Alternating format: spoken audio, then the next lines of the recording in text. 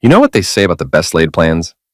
Well, my wife Lauren had some pretty elaborate ones involving my seed, i.e., her ex-boyfriend's genetics, and a baby with blue eyes. The kicker? She told me about it over breakfast like she was discussing the weather. I swapped your sample at the IVF clinic with Brett's, she said, buttering her toast with the same casual precision she used to destroy my life. I wanted the baby to have blue eyes. I set down my coffee cup. The ceramic made a sharp click against the granite countertop we'd picked out together 3 years ago, when we still pretended to be happy. Interesting choice, I said. Lauren looked up from her toast, those green eyes of hers narrowing slightly. She was beautiful in that calculated way that takes 2 hours and $300 worth of makeup to achieve. You're not upset? Oh, I'm processing, I said, taking another sip of coffee. The bitter taste seemed appropriate. So let me get this straight. You committed medical fraud, violated about 15 different laws, and basically betrayed me with a test tube because you don't like my brown eyes? She shrugged. Brett's eyes are gorgeous, and he's successful. Good genes, you know? Brett Pomeroy, her boss at the law firm where she worked as a legal assistant, married, 41, drove a BMW that cost more than most people's houses, and apparently had seeds she considered premium quality. I'd met him at office parties, the kind of guy who wore cologne that cost more per ounce than gold, and talked about his golf handicap like it was a personality trait. Plus, Lauren continued, you've been so stressed about work lately. I thought this would take the pressure off. The pressure off. Right, because the problem with our marriage was definitely my inadequate genetic material, and not the fact that my wife was a sociopathic narcissist who thought human reproduction was a Build-A-Bear workshop. Well, I said, standing up and grabbing my phone, this has been illuminating. Where are you going? To make a phone call. I walked into my home office, the one room in the house Lauren hadn't redecorated to look like a magazine spread, and dialed the fertility clinic. Dr. Kessler's office had been handling our case for 6 months. They knew me by voice at this point. Riverside Fertility Center, this is Nancy. Hi, Nancy, this is Ethan Jansen. I need to speak with Dr. Kessler immediately about a case of medical fraud. There was a pause. Medical fraud? My wife admitted to swapping biological samples without consent. I'm recording this call for legal purposes, and I'll be filing a formal complaint with the medical board this afternoon. Nancy's voice went from friendly receptionist to panic damage control in about 2 seconds. Mr. Jansen, let me transfer you to Dr. Kessler right away. While I waited on hold, I opened my laptop and started a new email. Brett's wife was named Jessica. I'd found her Facebook profile months ago when Lauren first started working late on cases that seemed to require an awful lot of after-hours consultation. Jessica Pomeroy. Married 15 years, 2 kids, volunteer coordinator at their country club. She seemed nice. She deserved to know what kind of man she'd married. Dr. Kessler came on the line. Mr. Jansen, Nancy said there's been some kind of misunderstanding. No misunderstanding, doctor. My wife just confessed to sample substitution. I'm going to need a full investigation of your security protocols, and I'll be reporting this to every relevant authority I can think of, starting with your malpractice insurance carrier. The silence stretched for about 10 seconds. Then, Mr. Jansen, I think we should discuss this in person. Can you come in today? I'll be there at 2. And doctor, you might want to call your lawyers. I hung up and finished typing my email to Jessica Pomeroy, Mrs. Pomeroy. You don't know me, but I think you should know that your husband has been having an affair with my wife, Lauren Jansen. She works at his firm as a legal assistant. This morning she confessed to using his genetic material in our IVF treatments without my knowledge or consent. I've attached the recording of my call to the fertility clinic reporting the medical fraud. I thought you deserved to know. Best regards, Ethan Jansen. P.S. I always wondered where those blue eyes were supposed to come from. I attached the audio file and hit send. From the kitchen, I could hear Lauren on her phone, her voice getting higher and more frantic. She was probably calling Brett, warning him that their little scheme had been exposed. Good. Let them panic. My phone buzzed with a text from my brother Ty. Beer tonight? You sound like you need it. I texted back, rain check. I'm about to burn my life down and I want to enjoy the show. Everything okay? Define okay. Lauren just admitted to IVF fraud and infidelity. I'm declaring war. My phone rang immediately. Ty's voice was incredulous. She did what? You heard me. She swapped my sample with her bosses because she wanted a blue-eyed baby, like I'm some kind of genetic disappointment. Jesus, EJ, what are you going to do? I'm going to destroy them both. Legally, socially, financially. I'm going to ruin them so completely, they'll wish they'd never learned each other's names. You need help? I'll let you know. Right now, I'm just getting started. I could hear Lauren's voice getting shriller in the kitchen.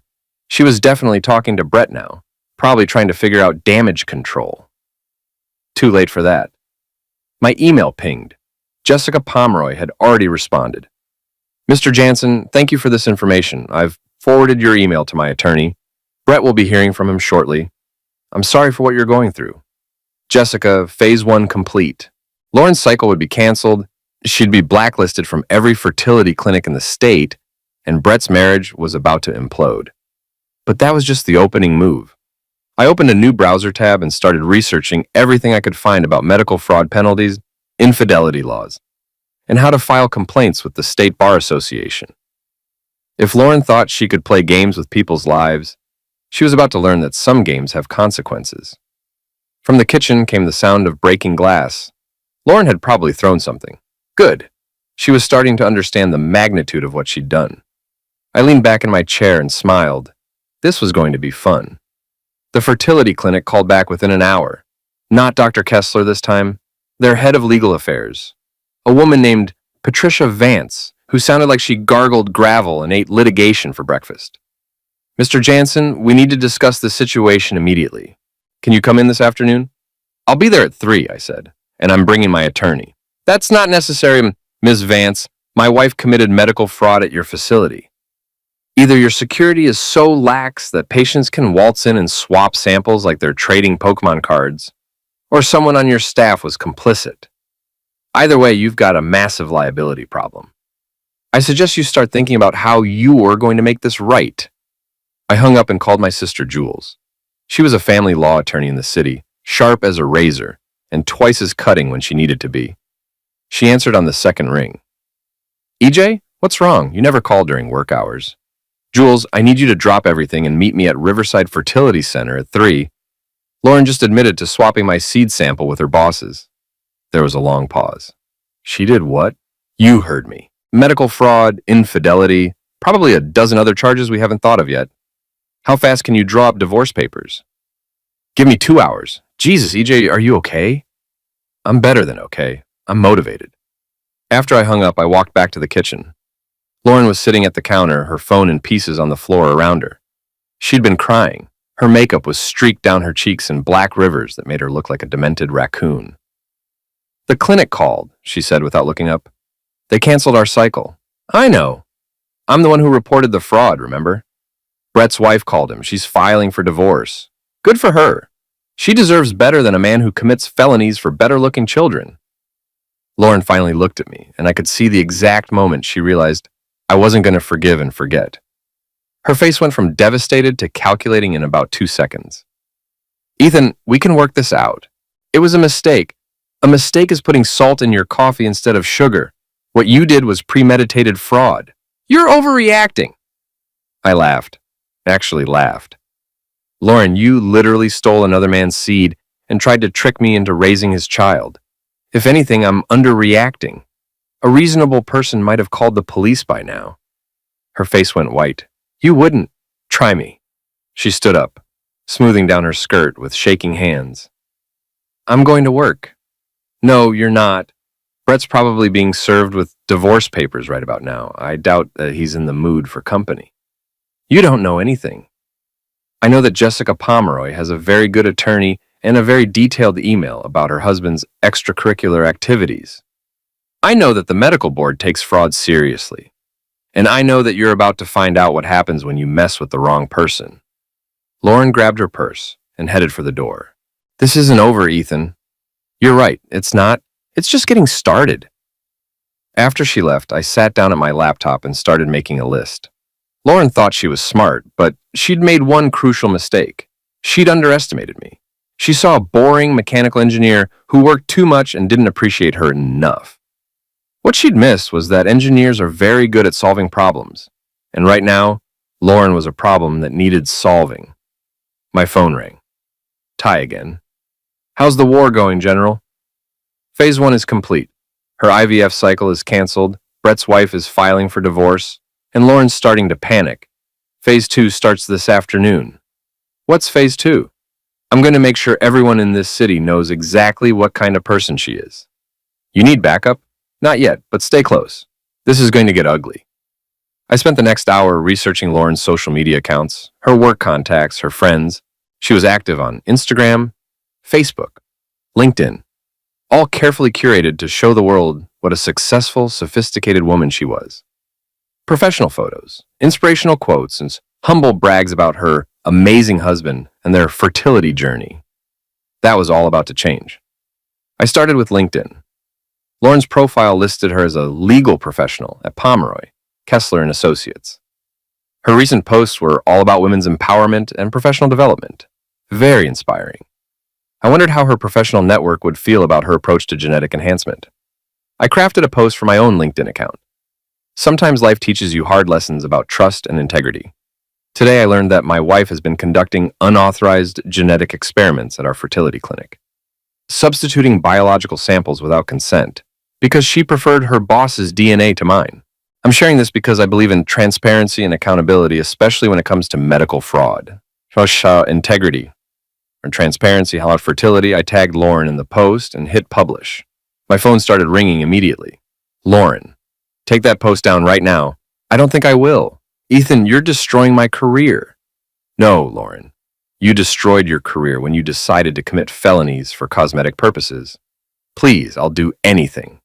Anything? Yes. Sign a confession admitting to the fraud and infidelity. Agree to an uncontested divorce with no alimony. And stay out of my sight until the papers are filed. I can't do that. Then enjoy explaining your situation to your professional network. I hung up and watched the notifications start rolling in. Comments, messages, shares. The post was going viral in our professional circle. Lauren's carefully constructed image was crumbling in real time. My email pinged. A message from Brett Pomeroy. Jansen, we need to talk. This has gone far enough. Brett. I replied, Brett, I couldn't agree more. It went too far the moment you and my wife decided to play mad scientist with my genetic material. But don't worry, we're just getting started. Ethan P.S. How's the divorce going? My phone buzzed with a text from an unknown number. This is Jessica Pomeroy. Thank you for telling me the truth. Brett moved out an hour ago. I hope you destroy him. I texted back, working on it. If you need anything, let me know. The doorbell rang. Through the window, I could see a black BMW in my driveway. Brett had decided to make a house call. This should be interesting. I opened the door to find Brett Pomeroy standing on my porch, still in his expensive suit, but looking like he'd been hit by a truck. His usually perfect hair was disheveled, his tie was crooked, and there were sweat stains under his arms. We need to talk, he said. Do we? I thought we covered everything when you were stealing my genetic material. That was Lauren's idea. But you went along with it. He pushed past me into the house. Big mistake. Look, this whole thing has gotten out of hand. Jessica filed for divorce. The partners at my firm are asking questions.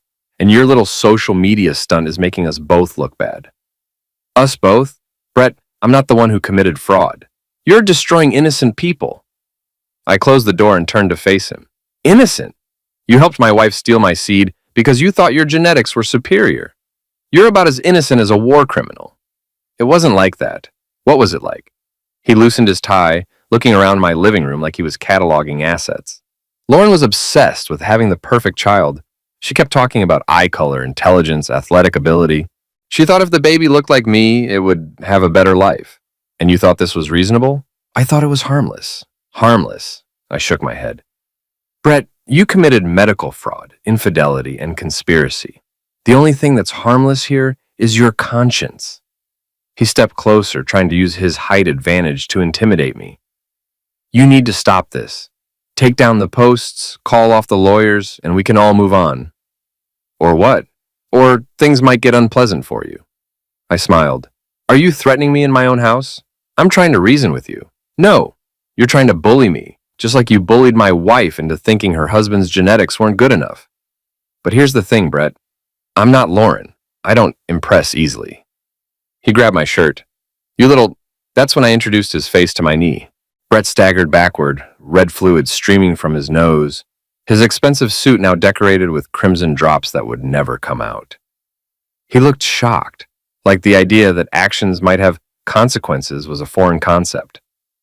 "You broke my nose." "No, I defended myself. There's a difference." He lunged at me, and I sidestepped, letting his momentum carry him into the coffee table. The glass top shattered with a satisfying crash. Lauren had picked that table. I'd never liked it anyway. "Brett, you should leave." He struggled to his feet, glass crunching under his Italian leather shoes. "This isn't over." "You're right, it's not." After he left, trailing blood and threats, I called Ty. "I need that backup now." "What happened?" "Brett paid me a visit. It got physical. He's probably going to come back with friends. I'll be there in 20 minutes. And EJ, next time he shows up, don't answer the door. Let me handle it." Ty arrived with our cousin Marcus, a guy who looked like he bench-pressed motorcycles for fun. They helped me clean up the broken glass and then settled in to wait. We didn't have to wait long.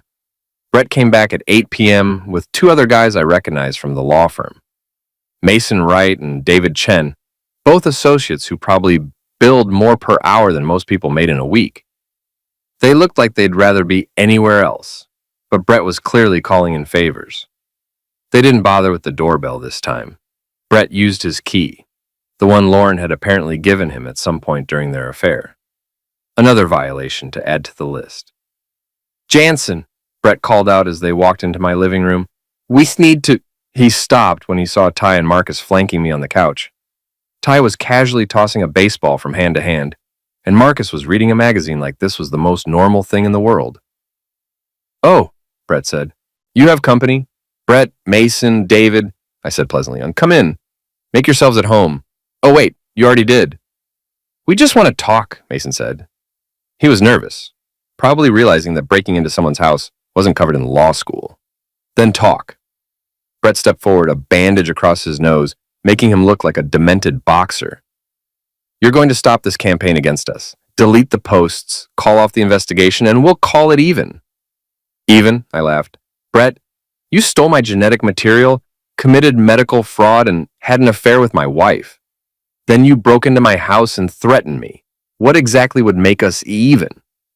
"We could make things difficult for you," David said, trying to sound threatening but mostly sounding like he needed to use the bathroom. Ty stopped tossing the baseball. "Could you?" Marcus looked up from his magazine. "That sounds interesting." Brett's eyes darted between my backup and seemed to recalculate his position. "Look, we're all reasonable men here. There has to be a way to resolve this without destroying everyone's lives." "You're right," I said. There is. You're going to confess to the medical fraud, resign from your firm, and disappear from my life. Lauren's going to sign an uncontested divorce agreement and find a new city to live in. And all of you are going to stay out of my way while I rebuild my life." "That's not going to happen," Brett said. "Then I guess we have a problem." That's when Brett made his second mistake of the day. He nodded to Mason and David, and they moved to flank me. Apparently, they thought 3 lawyers could intimidate 2 guys who'd grown up in Detroit. They were wrong. Ty moved first, stepping between Mason and me with the casual grace of someone who'd played semi-pro hockey before law school made him soft. Mason swung wildly, and Ty caught his wrist, twisted, and sent him face first into the wall, with a sound like a watermelon hitting pavement. David tried to grab me from behind, but Marcus was already there, lifting him off his feet and setting him down in a chair with enough force to make the whole thing creak ominously. "Stay," Marcus said, like David was a disobedient dog. That left Brett, who was backing toward the door and probably regretting his life choices. I followed him slowly, letting him feel the fear build. "Brett, you made a mistake coming here. You can't do this. I'll call the police." "And tell them what? That you broke into my house to threaten me and got your A kicked for your trouble?" He reached for his phone, and I knocked it out of his hand. It skittered across the hardwood floor and came to rest under the couch. "Here's what's going to happen," I said. "You're going to walk out of my house and never come back. You're going to stay away from Lauren. Not that she'll want to see you once she realizes you can't protect her from the consequences of her actions. And you're going to pray that I don't decide to escalate this beyond social media posts and medical board complaints. You don't understand the kind of people you're dealing with. Rich lawyers who think they're above consequences. Brett, I've been married to one of you for 5 years. You're not as scary as you think you are." Mason was groaning against the wall, holding his nose, David was sitting very still in the chair, probably wondering if his malpractice insurance covered getting beaten up while breaking into people's houses. "Get your friends and get out," I said.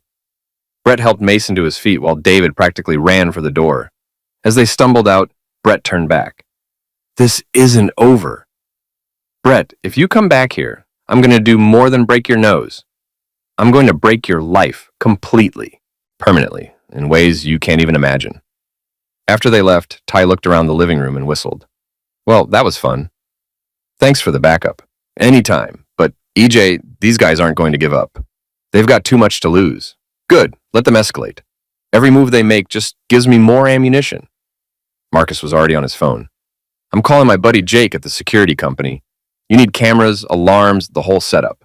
These idiots are going to try something else. Do it." My phone buzzed with a text from Lauren. "Brett told me what happened. You've gone too far." I texted back, "I haven't even gotten started. We need to talk." "No, we don't. Talk to your lawyer.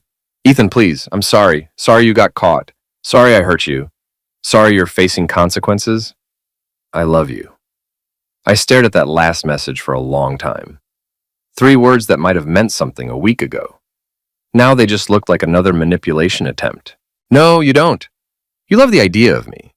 The steady income, the nice house, the respectable husband who doesn't ask too many questions, but you don't love me. If you loved me, you wouldn't have stolen another man's seed because mine wasn't good enough." She didn't respond to that. Ty was looking at me with concern. "You okay?" "I'm perfect. For the first time in years, I know exactly who I'm dealing with and what I need to do about it. Which is, I'm going to destroy them. Not physically, that's too easy. I'm going to destroy their reputations, their careers, their social standing.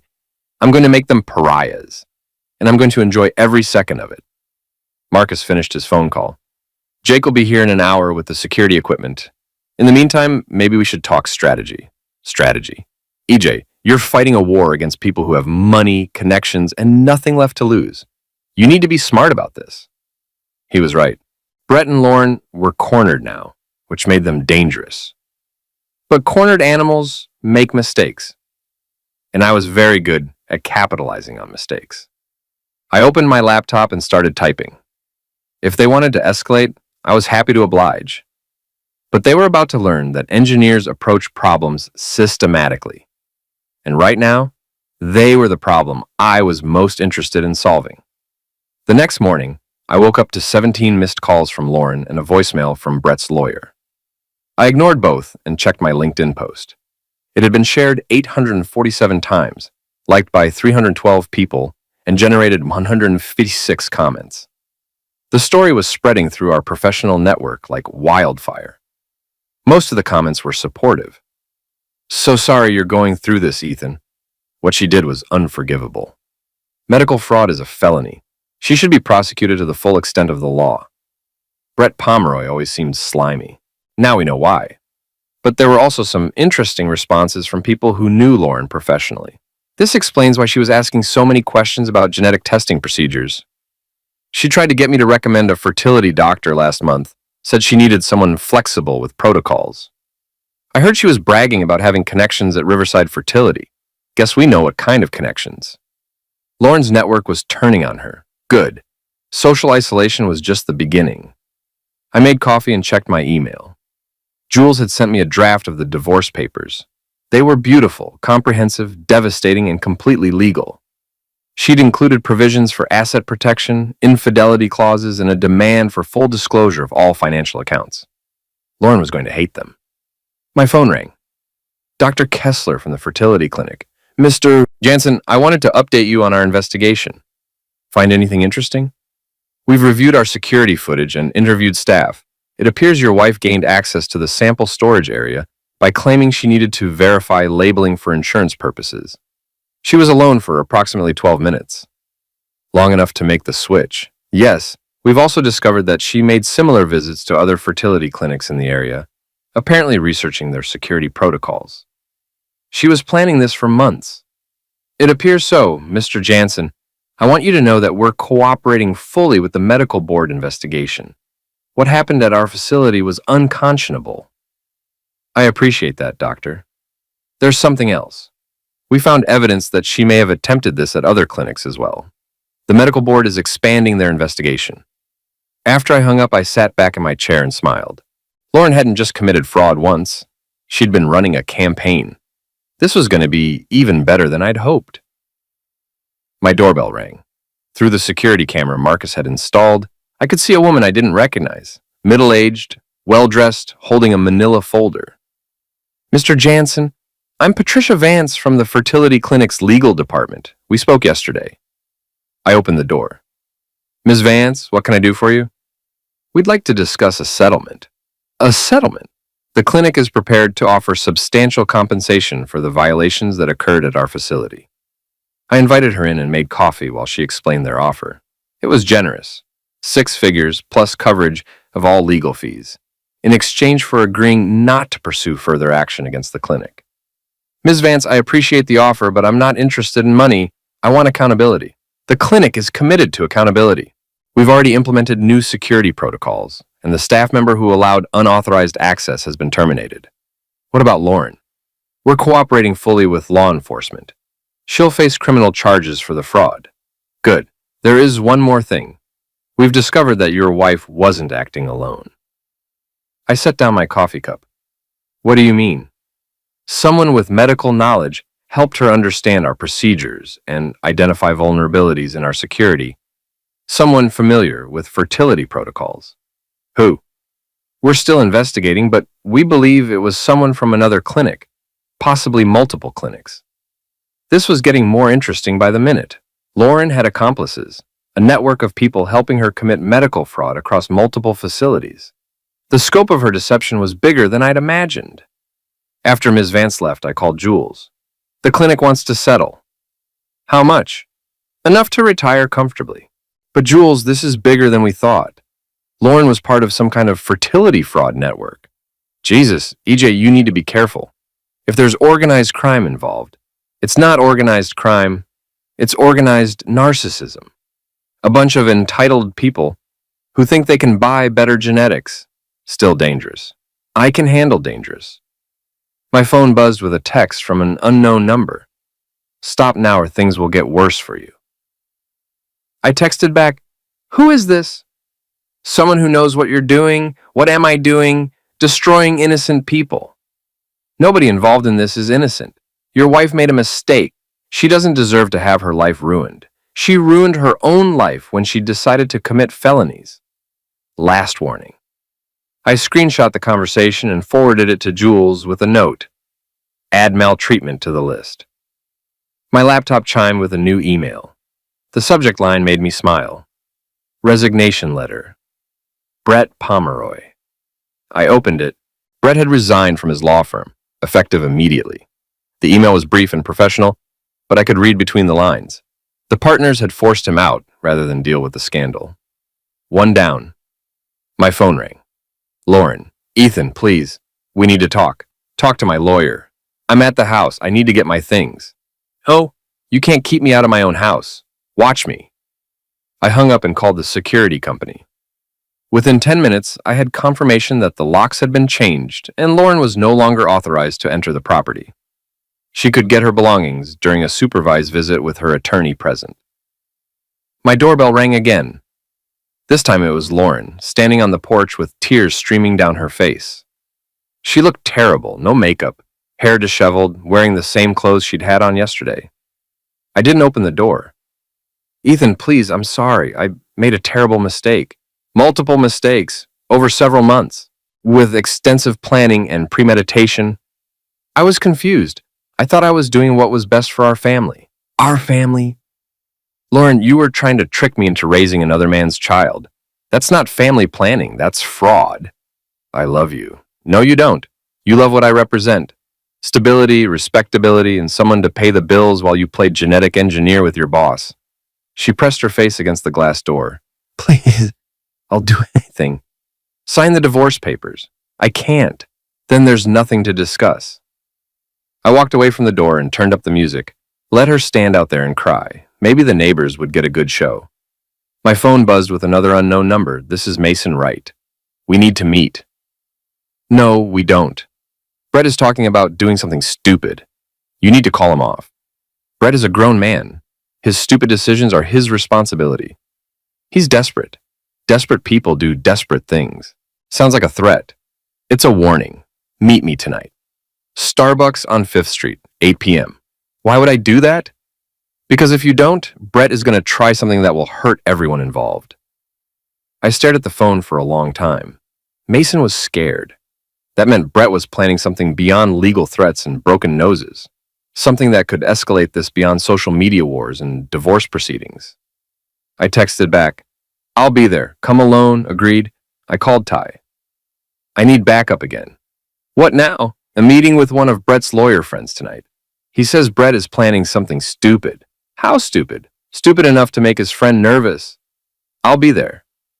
Outside, Lauren was still standing on the porch, crying and occasionally pounding on the door. The neighbors were definitely getting a show. Mrs. Henderson from across the street was watching from her window, probably taking notes for the next HOA meeting. My phone rang. "Jules. EJ, I just got a call from Lauren's attorney. She wants to negotiate." "What's her offer?" "Uncontested divorce, no alimony. She keeps her car and personal belongings. You keep the house and retirement accounts." "What's the catch?" "She wants you to stop the social media campaign and ask the medical board to drop their investigation." I laughed. "Tell her attorney that ship has sailed. She should have thought about consequences before she committed multiple felonies." "She's also claiming you attacked Brett. Self-defense. I have witnesses." "Good, because her lawyer's threatening to file charges." "Let him try. Brett broke into my house and threatened me. I've got security footage." After I hung up, I looked out at Lauren, still crying on my porch. Part of me, a very small part, almost felt sorry for her. She'd destroyed her life for blue eyes and superior genetics, and now she was facing the consequences of her choices. But then I remembered the casual way she'd told me about the fraud, like it was just another household decision. The way she'd planned it for months, researching clinics and recruiting accomplices, the way she'd looked me in the eye every day for 6 months while lying about whose child we were trying to conceive. No, I didn't feel sorry for her. I felt sorry for the man I'd been yesterday, the one who'd trusted her, who'd believed her lies, who'd thought their marriage was worth saving. That man was gone. In his place was someone harder, smarter, and completely committed to making sure Lauren and Brett faced every consequence their actions deserved. Tonight I'd find out what Brett was planning, and then I'd show him exactly what happened when you tried to intimidate the wrong person. Starbucks on 5th Street was crowded at 8 p.m., full of college students and people avoiding going home to their problems. I arrived early and chose a table in the back corner where I could see all the entrances. Ty was at the counter, ordering coffee, and pretending we didn't know each other. Mason Wright arrived exactly on time, looking like he'd aged 10 years in 2 days. His usually perfect hair was disheveled, his tie was loose, and there were dark circles under his eyes. He ordered a black coffee and sat down across from me. "Thanks for coming." "Talk." He glanced around nervously. "Brett's lost his mind. He's talking about hiring people to intimidate you, maybe worse." "What kind of people?" "The kind who don't ask questions about methods." I leaned back in my chair. "Mason, are you telling me that Brett is planning to have me beaten up?" "I don't know, maybe. He's desperate. His wife took the kids and moved in with her sister. The firm made him resign. He's facing criminal charges for the medical fraud.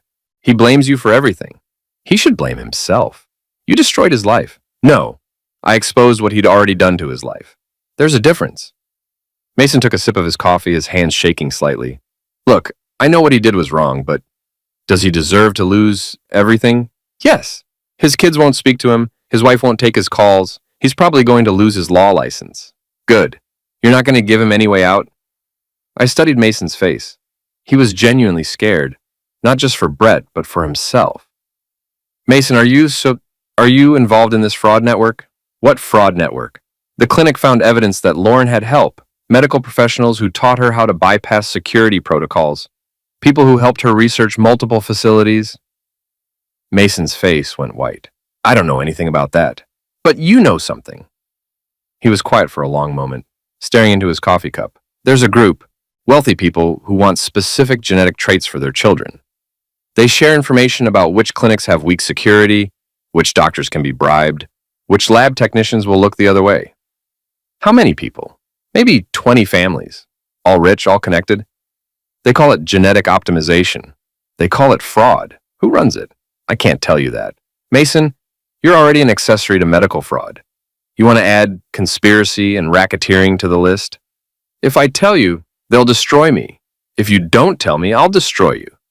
He looked around the coffee shop again, then leaned forward and lowered his voice. Dr. Sarah Chen at Metropolitan Fertility. She coordinates everything, takes a percentage of each successful procedure. How does it work? Clients pay extra for premium genetic material. Dr. Chen identifies donors with desired traits, intelligence, athleticism, appearance. She arranges for samples to be substituted without the legal parent's knowledge. How much extra? $50,000 per procedure. I sat back and whistled. This wasn't just fraud, it was a sophisticated criminal enterprise. How long has this been going on? 3 years, maybe longer. How many children? Dozens. And Brett and Lauren were clients? Brett was. Lauren was his way of accessing your fertility treatments without paying the full fee. The pieces were falling into place. Lauren hadn't just betrayed me for better genetics. She'd betrayed me to save money on her betrayal. The insult was almost artistic in its completeness. Mason, you need to go to the FBI. I can't. These people have connections everywhere. Politicians, judges, law enforcement. If I talk, I'm dead. If you don't talk, you're going to prison. Maybe prison is safer. My phone buzzed. A text from Ty. 3 guys just walked in. They're watching your table. I glanced toward the counter and saw them. Big guys in dark clothes, trying to look casual, but obviously focused on our conversation. Brett had sent Muscle to the coffee shop. Mason, we need to leave, now. Why? Because your friend Brett just sent some intimidation to crash our party. Mason turned and saw the men. His face went from pale to gray. Oh God, he said he was just going to scare you. By sending 3 guys to a public place? That's not intimidation, that's attack. We stood up and headed for the back exit. The 3 men immediately started moving toward us, no longer pretending to be casual customers. Other people in the coffee shop were starting to notice the tension. Ty appeared beside us as we reached the door. This way. We slipped out the back exit into the alley behind the building. I could hear the men following, their footsteps heavy on the tile floor of the coffee shop. My car's around the corner, Ty said. We ran. Behind us, the back door of the coffee shop slammed open. I could hear the men shouting, their voices echoing off the brick walls of the alley. Mason was breathing hard, not used to running in dress shoes. Ty's truck was parked on the side street. We piled in, and he gunned the engine just as the 3 men rounded the corner of the alley. In the rearview mirror, I could see them standing in the street watching us drive away. Jesus, Mason gasped. He really did it. He actually sent people after you. Now it's attempted attack, I said, pulling out my phone. Time to call the police. Wait. Mason grabbed my arm. If you call the police, they'll want to know what we were talking about. I'll have to tell them about their Chen in the network. Good. It's time this whole thing came out. You don't understand. These people have eliminated to protect their secret. What? Last year, a lab technician at Riverside tried to blackmail some clients. He was found dead in his apartment. Apparent self-destruction. I stared at him. You think they homicided him? I think asking questions about genetic optimization is dangerous. Ty was driving toward the police station. EJ, what do you want to do? I thought about it. Mason was right. Involving the police would expose the entire network, which could put us all in danger. But it would also put Brett and Lauren away for a very long time. Take us to the station, I said. It's time to end this. Ethan, please, Mason said. Give me 24 hours. Let me contact the FBI directly, set up protection for all of us. If we do this right, we can bring down the whole network safely. What makes you think the FBI will protect us? Because I have records. Names, dates, financial transactions, everything Dr. Chen thought she'd destroyed. You've been documenting the fraud? Insurance. I knew this would eventually blow up, and I wanted to be on the right side when it did. My phone rang. Brett. Jansen, you need to stop running and face me like a man. Brett, you just sent 3 guys to attack me in a coffee shop. I think we're past the face me like a man stage. Those guys were just supposed to talk to you. With their fists? You're destroying innocent people. I'm exposing criminals. There's a difference. Meet me tomorrow night, alone. We'll settle this once and for all. Where? The parking garage at my old firm, 10th floor, midnight. Brett, you're not in a position to make demands. I have something you want. What? Proof that Lauren wasn't the only one. Proof that this goes deeper than you know. Proof that could save a lot of innocent children from growing up with lies. The line went dead. I looked at Mason. How many children did you say were involved in this network? Dozens, maybe more. All of them being raised by men who don't know they're not the biological fathers? Most of them. I thought about all those families, all those fathers who trusted their wives, all those children who would grow up never knowing their true parentage. The scope of the deception was staggering. Ty, change of plans. Take us to my house. What are you thinking? I'm thinking Brett just offered me information that could expose the entire network. And I'm thinking it's time to finish this. Mason was looking at me with something approaching admiration. You're going to meet him. I'm going to end this, all of it. Brett, Lauren, Dr. Chen, the whole genetic optimization network. But I'm going to do it my way. How? By being smarter than they are, by planning better than they did, and by making sure that when this is over, every single person involved in this fraud faces consequences. I pulled out my phone and started making calls. Jules first, then the FBI field office, then a contact at the local news station. If Brett wanted to meet, I'd meet him.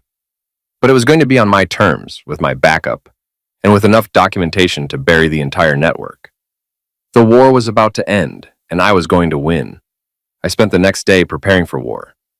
Jules helped me draft a comprehensive statement for the FBI, documenting everything I knew about the genetic optimization network. Mason provided financial records, client lists, and communications that painted a picture of systematic fraud spanning multiple states. The FBI was very interested. Special Agent Sarah Rodriguez explained that they'd been investigating suspicious patterns at fertility clinics nationwide, but hadn't been able to identify the organizing structure. Mason's evidence was exactly what they needed. Mr. Jansen, we'd like you to wear a wire to your meeting with Mr. Pomeroy. Done. We'll have agents positioned throughout the parking garage. If things go wrong, they won't. Brett's desperate, but he's not stupid. He knows that if something happens to me, you'll come after him with everything you have. Agent Rodriguez looked skeptical. Desperate people do unpredictable things. She was right, but I was past caring about unpredictable. I wanted this finished. That evening, I had dinner with Ty and Jules at my house. The divorce papers were ready, the FBI was prepared, and the media was standing by with a story that would expose the entire network. All that was left was the meeting with Brett. You sure about this? Ty asked. I'm sure. Because we could just let the FBI handle it from here. No. This started with Brett and Lauren betraying me. It's going to end with me facing them both. Jules looked up from her legal pad. Both? Lauren will be there. Brett's too much of a coward to face me alone, and she's too invested in the outcome to stay away. How do you know? Because I know them. Brett needs someone to blame if things go wrong, and Lauren needs to try one more manipulation to save herself. They're perfect for each other. At 11 p.m., I drove to the parking garage at Pomeroy, Kessler and Associates. The building was mostly empty, just a few cars belonging to associates working late on billable hours. I took the elevator to the 10th floor, where Brett had suggested we meet.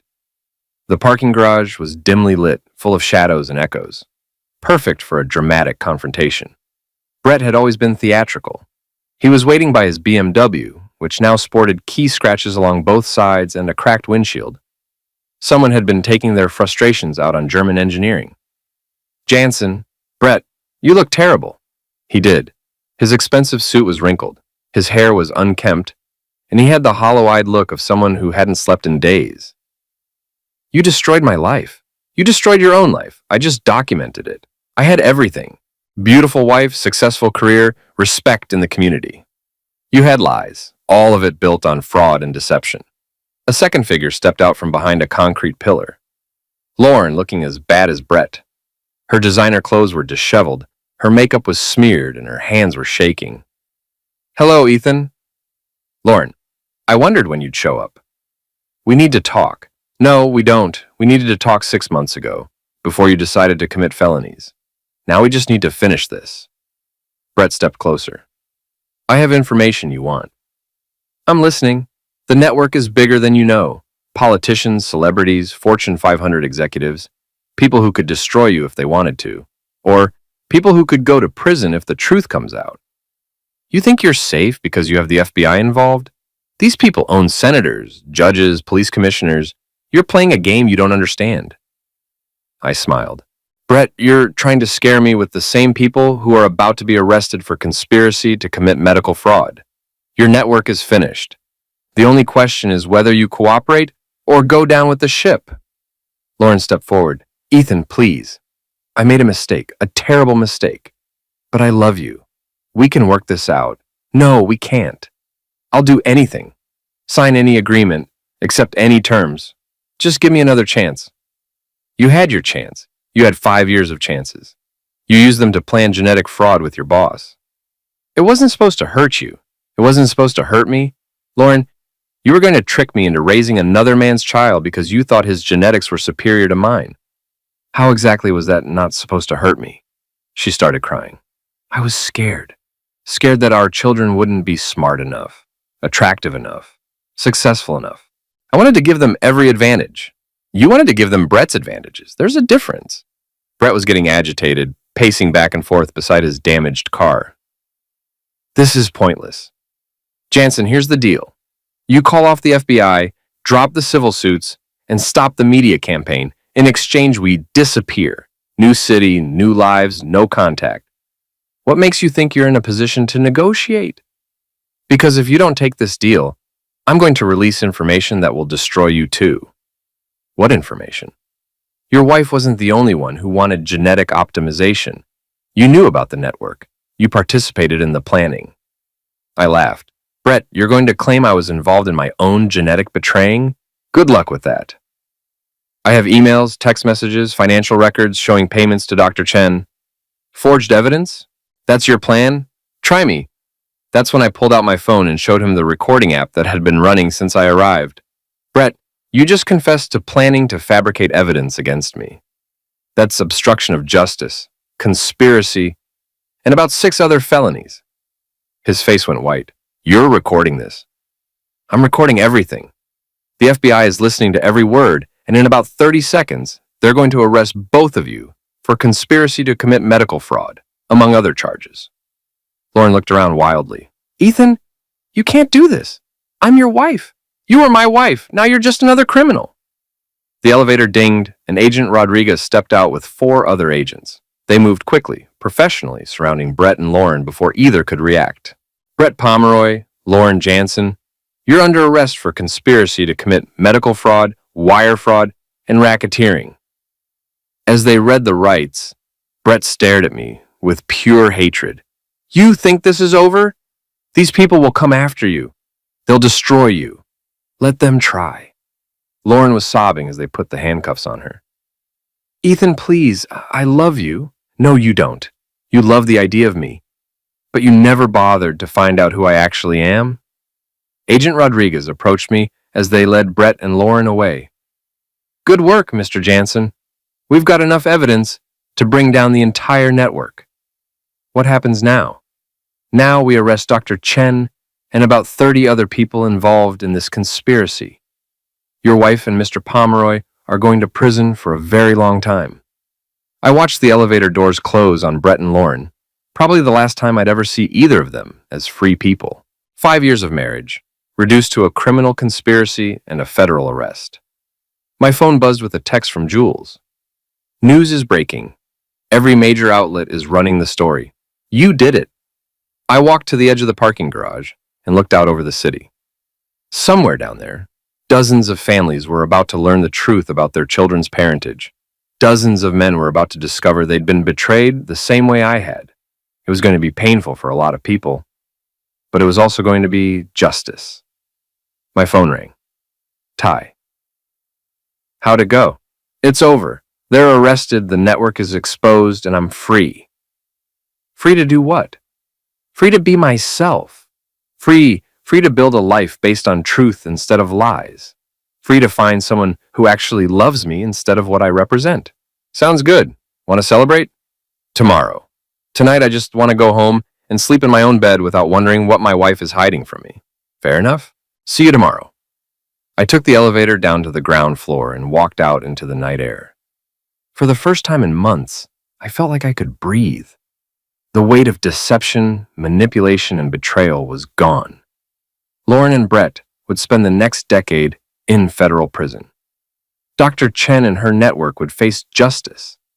The truth about genetic optimization would be exposed, and the children involved would eventually learn their real parentage. It wasn't a perfect ending.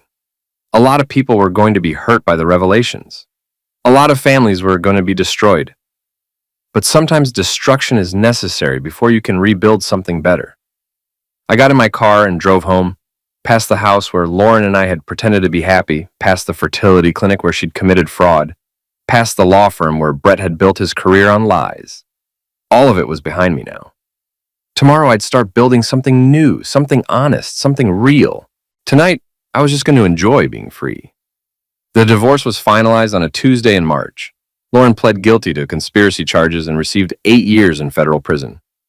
Brett got 10 years. Dr. Chen got 15. The genetic optimization network was completely dismantled, with over 40 arrests across 12 states. I kept the house, the retirement accounts, and my self-respect. Lauren kept her legal fees and her prison sentence. The media attention was intense for about a month, then moved on to other scandals. I gave a few interviews, testified before a congressional subcommittee on fertility clinic regulation, and then returned to my quiet life as a mechanical engineer. Jules handled the civil suits. The fertility clinic settled for enough money to ensure I'd never have to work again if I didn't want to. Other sufferers of the network filed a class action suit that would probably drag on for years. Ty convinced me to join his softball league. I was terrible at it, but it was good to be around people who didn't know or care about genetic optimization conspiracies. On a Saturday in September, I was at the grocery store when I ran into Jessica Pomeroy. She looked good, relaxed, confident, free of the stress that had marked her face during the divorce proceedings. "Ethan, how are you?" "I'm good, Jessica. You look well." "I feel well. The kids and I moved to Portland. Fresh start, you know?" "That sounds perfect. I wanted to thank you again for telling me the truth. It couldn't have been easy. It was the right thing to do." The kids ask about their father sometimes. I tell them he made some bad choices and had to face the consequences. That's honest. Honesty's important. I learned that from watching what happened to your marriage. We talked for a few more minutes, then went our separate ways. She seemed happy, genuinely happy, in a way I remembered from before Brett's lies destroyed her family. That evening, I was reading on my porch when my neighbor, Mrs. Henderson, came over with a plate of cookies. "Ethan, dear, I wanted you to know that the new couple moving into the Morrison house seems very nice. The wife mentioned she's a teacher, and the husband is a firefighter." "That's nice. Normal people, after all the drama with Lauren and that awful business with the fertility clinic.